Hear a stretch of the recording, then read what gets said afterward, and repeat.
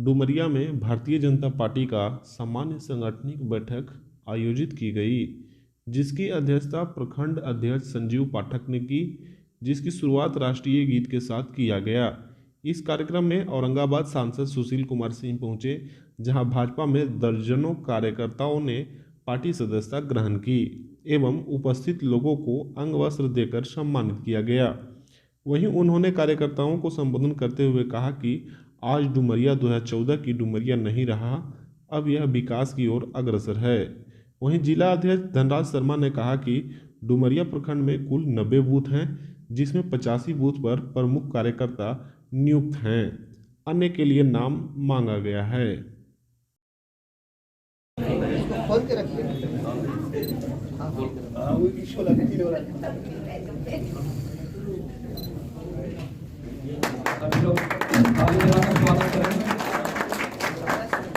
आज ये भारतीय जनता पार्टी की सामान्य सांगठनिक बैठक हुई और भारतीय जनता पार्टी एक ऐसी पार्टी है जो कभी विश्राम नहीं लेती और सांगठनिक कार्य अनवरत चलते रहते हैं। तो उसी क्रम में ये एक सामान्य बैठक है मंडल कार्य समिति की, जिसमें पार्टी संगठन पर चर्चा हुई। और चूँकि मैं भारतीय जनता पार्टी का यहाँ सांसद हूँ, तो हमारी भी क्या जिम्मेवारी है क्षेत्र के विकास की, लोगों के भलाई की, सेवा की, उसको भी मैंने जनता के सामने रखा और अपने कार्यकर्ताओं के सामने रखा और बैठक बहुत ही सफल और शांतिपूर्ण तरीके से हुई। एक इमामगंज में बालू को लेकर के लगातार ग्रामीणों का प्रदर्शन चल रहा है, वहाँ पे मौजूदा सरकार के खिलाफ में जो टेंडर हो गया है, इस टेंडर को फिर से रद्द किया जाए। और कल जैसा कि कल कुछ कार्यकर्ताओं को या कुछ ग्रामीणों को उपद्रव के में उन्हें गिरफ्तार करके जेल भेज दिया गया, इसके बारे में क्या कहना चाहिए?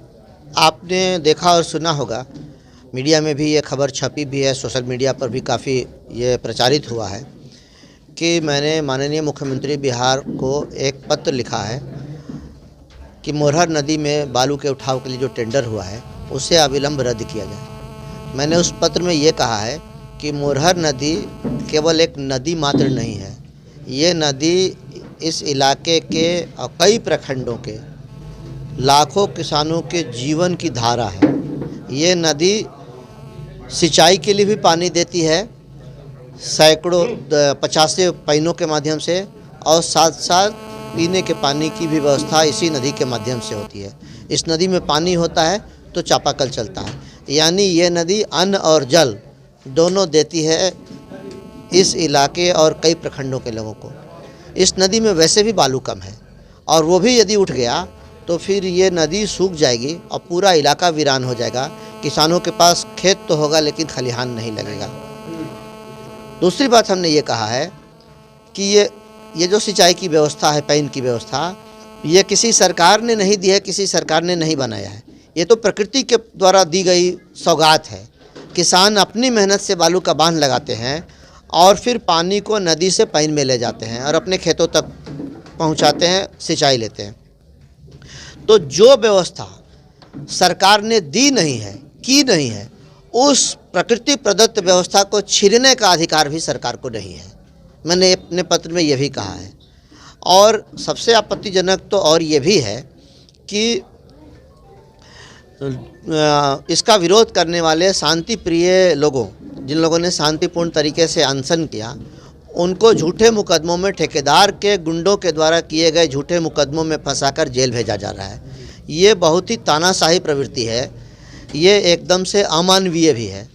तो हमने सारी बातों को लिखते हुए माननीय मुख्यमंत्री जी को अवगत कराया है और यदि उनमें जरा सी भी चेतना होगी, जरा सा भी जनता के प्रति लगाव होगा, तो हमारे पत्र का संज्ञान वो लेंगे और इस निविदा को जल्द से जल्द रद्द करेंगे। लेकिन मुझे ये कहना है कि बिहार के वर्तमान मुख्यमंत्री जी तो अभी हर प्रश्न का जवाब ये देते हैं कि मैंने देखा ही नहीं है, मैंने सुना ही नहीं है, मैंने पढ़ा ही नहीं है।